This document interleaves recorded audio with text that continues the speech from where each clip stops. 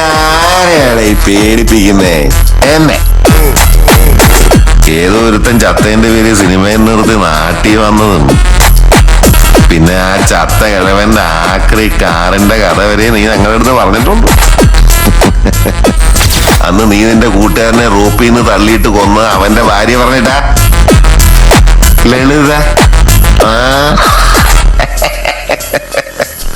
നീ വച്ചോണ്ടിരുന്നോളാ. ആരെയാണ് ഈ പേടിപ്പിക്കുന്നേ?